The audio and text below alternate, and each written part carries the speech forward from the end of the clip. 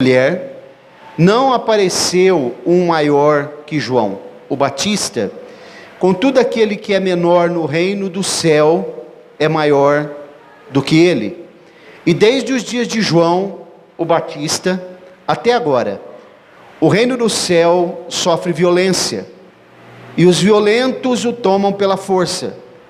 Pois todos os profetas e a lei profetizaram até João. E se vós quiserdes aceitar, este é Elias, o que havia de vir. Quem tem ouvidos para ouvir, ouça. Podemos dizer amém? Amém. Glória a Deus. Muito bem, irmãos. Graças a Deus por essa noite. Mais essa oportunidade, de nós nos reunirmos aqui, participarmos da ceia do Senhor e relembrarmos a morte, a ressurreição e a ascensão de Jesus. E também mais uma vez nós estarmos atentos e estarmos confiantes de que Ele vai voltar para buscar um povo especial, zeloso e de boas obras. Amém. Nós acabamos de ler uma palavra escrita para os judeus. Já ensinei os irmãos aqui algumas vezes que o evangelista Mateus, mesmo que ele não é o primeiro evangelista a escrever, porque o primeiro que escreveu foi Marcos, mas ele escreve aqui com uma linguagem muito própria dos judeus, expressões características do povo judeu. Então nós temos que ler o evangelho que escreveu Mateus, sempre entendendo ele à luz, o pano de fundo histórico, cultural do pensamento judaico, sempre. E nós estamos aqui acabamos de ler esse texto, e nós já percebemos no primeiro versículo, que aconteceu que, tendo Jesus terminado de dar instruções aos seus 12 discípulos, nós percebemos aqui então, que há um paralelo, uma ligação, desse primeiro versículo com o versículo 28 do capítulo 7, porque lá Jesus termina as instruções, e aqui ele retoma a fala. Há uma transição aqui então, para o seu segundo discurso, que ele vai fazer, e o que Jesus está fazendo, nessa passagem, nesse discurso, é uma resposta, que ele está trazendo a João Batista. Ele mesmo faz a questão de citar duas vezes aqui, João, o Batista. Essa expressão João Batista não é sobrenome, é porque ela é proveniente de batismo, porque João, ele é aquele que veio batizando para o arrependimento, precursor de Jesus, chamado de mensageiro, de anjo, lá no livro do profeta Malaquias, é citado aqui, no verso 10, pelo próprio Senhor Jesus, que ele é o seu precursor, o mensageiro, aquele que o profeta Malaquias citou.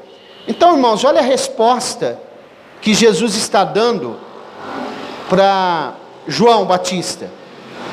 O que está acontecendo com João Batista agora, é que ele está na prisão. É o momento final, é o desfecho da história daquele que precedeu, anunciou, vaticinou pela última vez sobre o Messias. Porque quando Jesus diz todos os profetas e a lei duraram ou profetizaram até João, a Bíblia está dizendo que ele é o último dos profetas veterotestamentários do Antigo Testamento que estão profetizando sobre Jesus. Porque aqui já é o cumprimento, Jesus já veio, aqui Jesus já foi batizado por João no Rio Jordão, João já proferiu aquelas palavras tão importantes e emblemáticas lá no batismo, quando ele diz: eis o Cordeiro de Deus, que tira o pecado do mundo. Então no momento agora Jesus está seguindo a sua caminhada, porque ele já havia ouvido, a notícia já havia chegado, isso é falado no capítulo 4 de Mateus, que João estava preso. Então Jesus começa novamente a voltar a desenvolver o seu ministério. Convida ele para entrar. Observem que Jesus então está no decorrer do seu ministério, e João agora o que ele faz? Ele manda 2 dos seus discípulos até Jesus para perguntar se Jesus era o Messias. Ora, ele próprio não é aquele que havia profetizado, não é ele próprio, ele já havia dito no capítulo 3 do mesmo evangelho que escreveu Mateus, que Jesus haveria de julgar, trazer juízo, que o machado já estava posto à raiz, que ele já havia dito que o trigo seria colocado no celeiro, mas a palha seria queimada com fogo que não se apaga, fogo inextinguível. E agora bate uma dúvida, um momento de crise espiritual em João, que está encerrado no cárcere. Ora, isso não acontece conosco também, irmãos? Quantas vezes que nós já duvidamos da fé? Quantas vezes que nós já, em dado momento, nós ficamos oscilantes, perguntando: será mesmo que estou no caminho certo? Será que o evangelho que nós ouvimos é o evangelho mesmo? Bíblico, cristocêntrico? Será que Jesus vai voltar mesmo, como nós ouvimos tanto? Será que eu realmente estou aguardando Jesus? Será que há uma eternidade? Será? Quantas vezes nós já não questionamos? Será que Deus está comigo? Será que Ele tem me sustentado? Será que Ele vai estar comigo nos momentos de dificuldade? Será que Deus não me abandonou? Ele está em silêncio? Quantos desses questionamentos nós temos?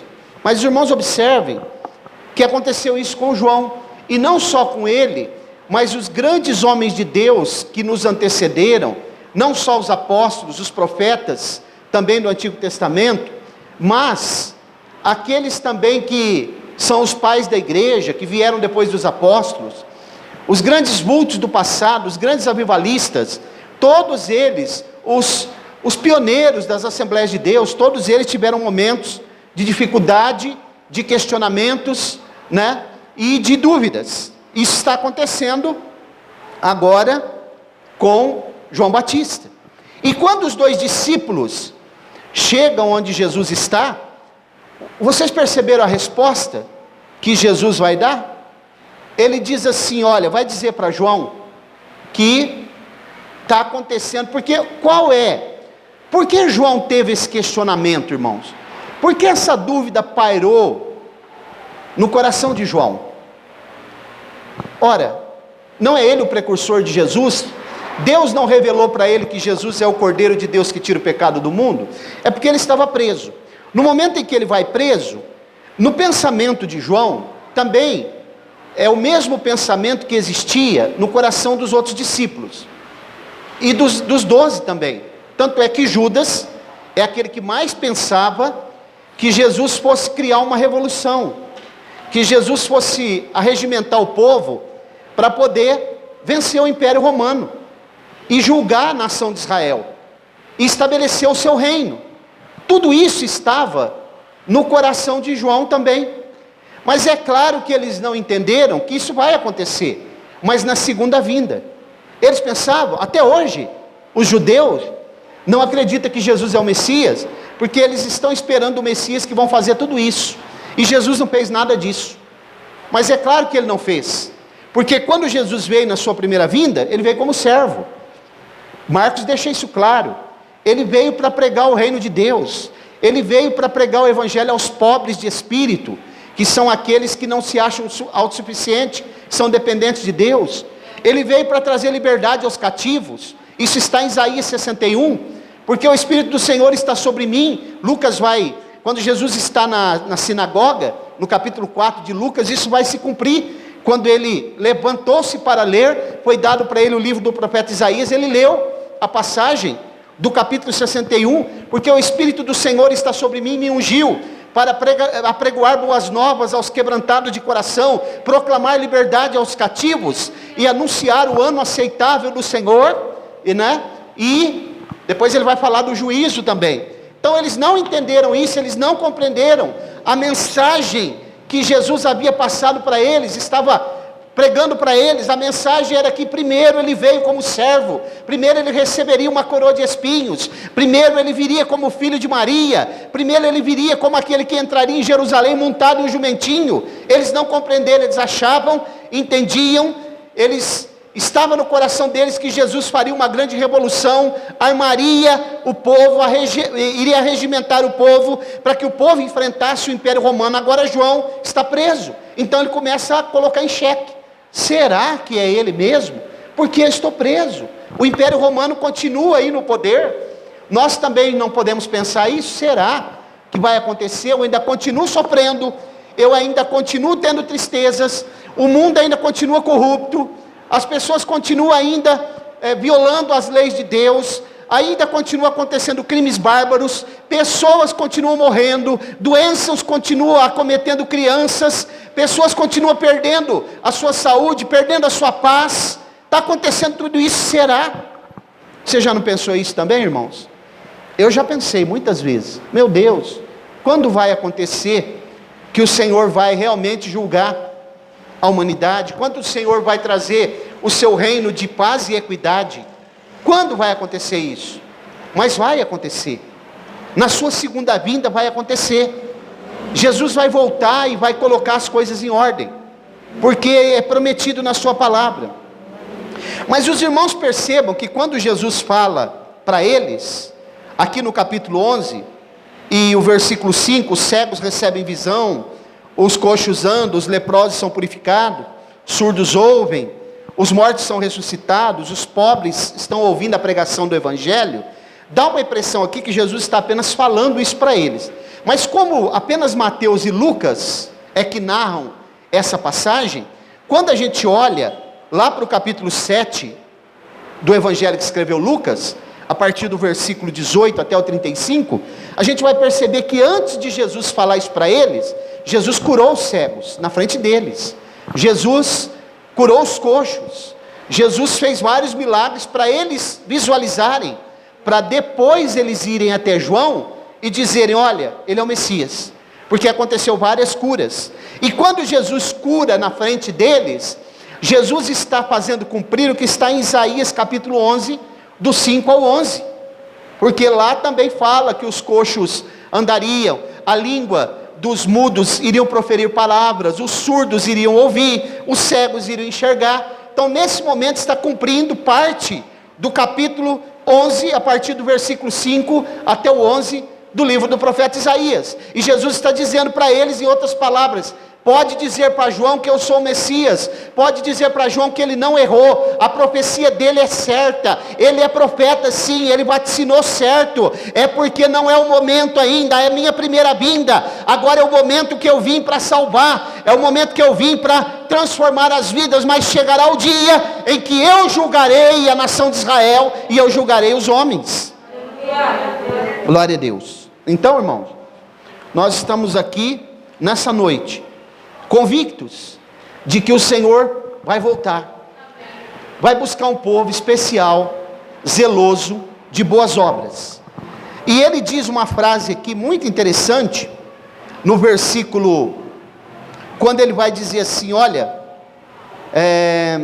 bem-aventurado, ou abençoado, versículo 6, é aquele que não se ofender, ou não se escandalizar, numa outra tradução. A palavra é escandalizo do grego, né? Ele está dizendo o seguinte: bem-aventurado é aquele que não duvidar, não se abater, não ficar escandalizado, porque não é o momento ainda de eu julgar a humanidade.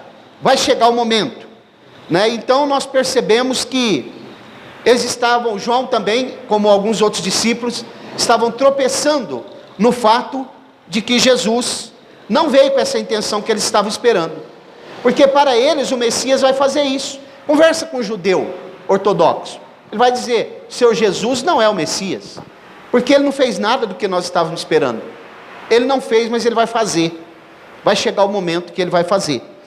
Depois que Jesus fala tudo isso para eles, depois que ele no versículo 6, ele diz, bem, abençoado é aquele que não se ofender em mim, ou não se escandalizar.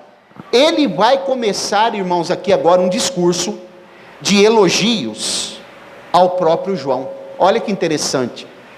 Jesus é catedrático, né? Jesus, ele é inigualável, porque acabara nesse momento, João, de enviar 2 discípulos, questionando, duvidando, colocando em xeque se ele era o Messias ou não. Ele agora então vai proferir palavras de elogios. Depois que ele manda os discípulos de volta, né, depois de haver confortado, através das curas que ele fez, é só ler Lucas depois, capítulo 7, que ele vai curar várias pessoas.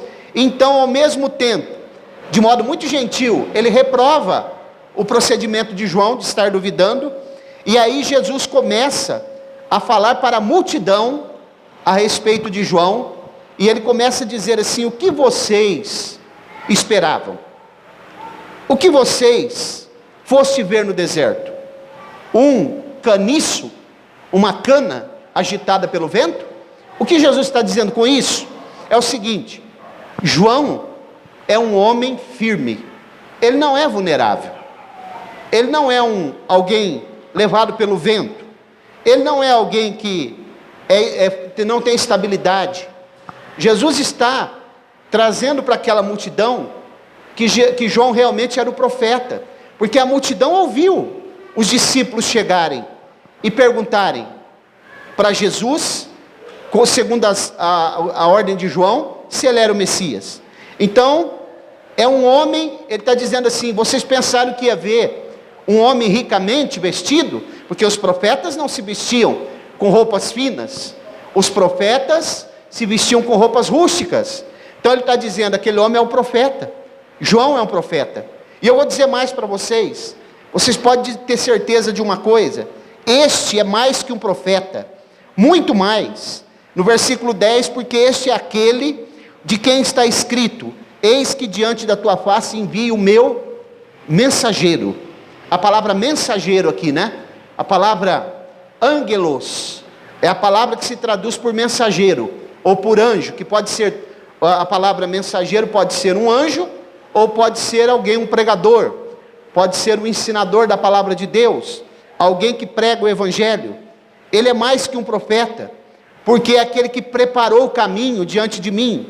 E no versículo 11 aqui, Jesus traz uma frase muito emblemática. Ele diz assim, na verdade eu vos digo, dentre os nascidos de mulheres, não apareceu um maior que João, o Batista, contudo aquele que é menor no reino do céu, é maior do que ele. Olha aqui, irmãos, o que Jesus está falando com isso? Jesus trazia algumas coisas difíceis de entender, né? Existem debates e debates na academia, nas academias teológicas, mas desde os pais da igreja, para se interpretar essa frase de Jesus. Mas o próprio Jesus vai interpretar isso daqui, que ele falou.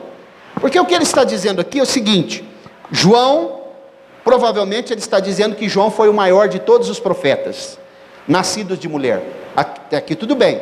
Mas quem é o menor no reino de Deus que ele está falando?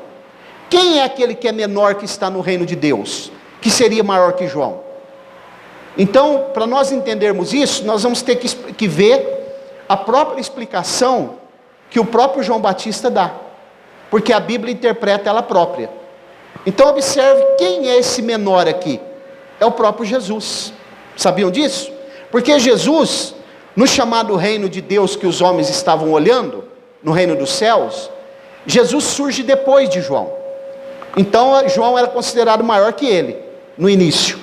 Ele surge depois, ele também na idade, ele é menor que João na idade. Então aqui o próprio Jesus é o menor, na ótica humana, Jesus é menor que João. Mas no reino dos céus, Jesus é maior que ele. E como que eu entendo isso? Voltando um pouquinho para o capítulo 3, do próprio evangelho que escreveu o evangelista Mateus. No capítulo 3, nós vamos encontrar aqui uma explicação interessante, que o próprio João vai dar, a respeito de Jesus. Então ele diz assim, no capítulo 3, a partir do versículo 7, ele diz assim, ó: mas ele vendo muitos dos fariseus e dos saduceus que vinham ao seu batismo, disse-lhes: geração de víboras, quem vos advertiu para fugir da ira vindoura? Dai, pois, frutos dignos de arrependimento, e não pensai em dizer dentro de vós mesmos: temos Abraão por nosso pai. Pois eu vos digo que Deus pode dessas pedras levantar filhos a Abraão. E também agora está posto o machado à raiz das árvores, pois toda árvore que não produzindo fruto bom é cortada e lançada no fogo. Agora observe: eu realmente vos batizo com água para arrependimento, mas aquele que vem depois de mim, olha aí, depois de mim, é mais poderoso do que eu, cujos calçados, as sandálias, não sou digno de carregar. Ele vos batizará com o Espírito Santo e com fogo, cuja a peneira está em sua mão. Ele limpará cuidadosamente a sua eira, recolherá no celeiro o seu trigo, e queimará a palha com fogo inextinguível. Então percebeu que Jesus vem depois de João? Ele é considerado como menor na idade, e porque ele vem depois. Mas no reino de Deus, Jesus é maior que João. Isso não é interpretação minha, isso é interpretação dos pais da igreja. O próprio Agostinho interpretou assim. Um grande pregador do século IV, chamado Crisóstomo, também interpretou que esse menor que Jesus está falando é ele próprio. Mas no reino de Deus, quem é maior, João ou Jesus? Jesus é maior, porque maior que Jesus não há ninguém. Jesus é maior que Abraão, Jesus é maior do que Moisés, Jesus é maior que Josué, Jesus é maior que o rei Davi, Jesus é maior que Salomão, Jesus é maior que os juízes de Israel, Jesus é maior que todos os profetas, Jesus é maior do que os apóstolos, Jesus é maior do que os imperadores de Roma, Jesus é maior do que os reis que passaram, o rei Herodes, Jesus é maior do que todos os notáveis, Jesus é maior do que os presidentes dos Estados Unidos, Jesus é maior que os presidentes do Brasil, Jesus é maior do que os grandes sábios que levantaram-se através dos anos e da história. Jesus é maior, e nesta noite estamos aqui diante dele, aquele que é maior do que tudo e que todos, que sustenta a sua igreja, que se revela para a sua igreja, que está aqui nesta noite, que é o Senhor deste culto, que é o Senhor desta igreja, e que voltará para buscar um povo especial, zeloso e de boas obras. Glória a Deus. Então, irmãos, não duvide desta palavra, porque realmente nós estamos esperando ele. A sua vinda vai acontecer, a sua vinda é iminente, e o Senhor Jesus está voltando. Como é que está o nosso coração nessa noite? Os sofrimentos dessa vida às vezes nos deixam tão desanimados, tão abatidos, né? Olha, nós poderíamos estar desanimados nessa noite. Estávamos num salão muito maior que esse, estávamos no lugar mais confortável, né? Agora nós tivemos que vir para cá. Mas o Senhor é aquele que conhece todas as situações, e nós temos que agradecê-lo ainda, porque tem muitos que não vão abrir a igreja, já fecharam, não tem mais condição de abrir, e o Senhor nos deu a condição de estar aqui, louvando o seu nome, adorando a Ele, agradecendo a Ele. E mesmo João, um homem que eu acredito que tinha muito mais espiritualidade do que nós, tinha uma condição muito melhor diante de Deus do que todos nós aqui. Ele teve um momento de fragilidade, um momento de dúvidas, de questionamentos na prisão, mas Jesus manda dizer para ele: diga para João, os cegos estão vendo, os coxos estão andando, os surdos estão ouvindo, o evangelho está sendo pregado. Então, em outras palavras, Jesus estava dizendo: diga para João descansar, porque a mensagem dele, ela foi pregada, ele preparou o caminho, eu já vim, aquilo que ele esperava ainda não aconteceu, mas vai acontecer, e nós estamos chegando, irmãos, no fim, no término. O mundo está caminhando para o fim, As coisas estão mostrando isso, os acontecimentos no mundo, e a igreja precisa estar em oração, preparada. A igreja não pode titubear, a igreja não pode vacilar, a igreja não pode estar cocheando em dois pensamentos, porque nós servimos o Deus vivo, o Deus Todo-Poderoso, o Senhor dos exércitos, o Deus que não falha, e nós estamos aqui nesta noite relembrando a sua morte, porque Ele deu a sua vida, para que nós pudéssemos estar aqui de pé, diante dEle nessa noite. Então, irmãos, que nós possamos estar atentos. Os dias não são fáceis, nós estamos passando por dificuldades, nós estamos vivenciando muitas e muitas dificuldades. A pandemia ainda está por aí, né? Pessoas ainda estão morrendo, ainda estamos passando por momentos de crise financeira. Estão os especialistas aí dizendo que o ano que vem vai ser pior. O ano que vem a inflação pode voltar. Estão dizendo que o ano que vem vai faltar muita matéria-prima para as indústrias. As projeções não são boas, mas nós estamos falando do Deus vivo aqui. Nós dependemos dEle. Ele é o Deus da provisão. Ele é o nosso Deus. Ele é maior, né? É o Deus de João Batista. É o Deus que confirma as palavras dos profetas. É o Deus da Bíblia, é o Deus vivo, Deus criador de tudo, do céu e da terra, Senhor que controla todas as coisas. E nós estamos aguardando muito em breve estar com Ele para sempre, num lugar que não haverá sofrimento, lugar que não haverá mais dúvidas, lugar que o nosso coração não vai vacilar mais. Mas para isso é necessário caminhar até o fim, estar sendo fiel, firmado nele, frequentando a sua casa, adorando o seu nome, falando dele para outras pessoas. Se tiver oportunidade, fale de Jesus para outras pessoas. Diga: a nossa esperança, a solução não está no presidente dos Estados Unidos, nem tampouco no próximo prefeito que vai assumir a cidade de Colina. A nossa esperança, a nossa solução, o nosso fundamento está no Senhor Jesus Cristo. Ele é a nossa esperança, Ele é a nossa resposta. Os homens estão diariamente colocando as suas esperanças nas autoridades, no próximo presidente. Alguns já estão colocando mesmo no governo mundial, que nós sabemos que é o anticristo. Ele é que vai governar, né? Mundialmente. A nova ordem mundial está preparando tudo aí. Esses governos, os blocos de nações, a geopolítica, tudo preparando a chegada do anticristo. Mas nós sabemos que o Messias já veio. Os judeus estão esperando o Messias ainda, estão aguardando a vinda dele. Mas sabe quando eles vão reconhecer que Jesus é o Messias? Só no momento que eles estiverem cercados pelo anticristo, lá no vale de Meguido, lá em Jerusalém, batalha do Armagedon. E nesse momento Jesus desce, coloca seus pés sobre o Monte das Oliveiras e livra o remanescente de Israel das mãos do anticristo. Então eles vão chorar, prantear. A Bíblia diz que eles prantearão, né? Aqueles que traspassaram ele, prantearão e saberão que ele é o Messias. Tudo nos mostra que esse momento está próximo. E eu falo para vocês nessa noite, como está o seu coração aí? Estão preparados?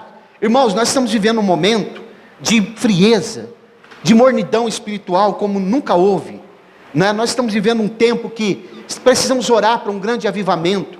O que precisamos é ter convicção no nosso coração do evangelho que nós cremos. Não podemos vacilar. O evangelho que nós cremos é a esperança da humanidade. Se as pessoas soubessem aqui em Colina, se elas tivessem a convicção de que Jesus é o Salvador, que Ele vai mudar esse mundo aqui caótico, um novo céu e uma nova terra, essa igreja estaria repleta hoje. Talvez nós nem precisaríamos ter saído daquele salão lá, estaríamos lá, e não caberia lá também, porque as pessoas afluiriam para Jesus, correriam para os seus pés, porque Jesus é a única solução para a humanidade.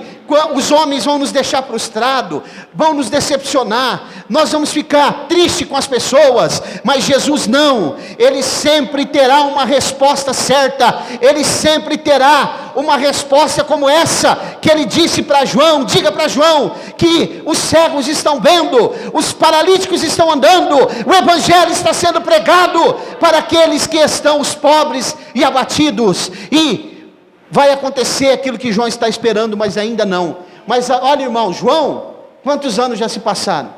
Mais de 2000 anos.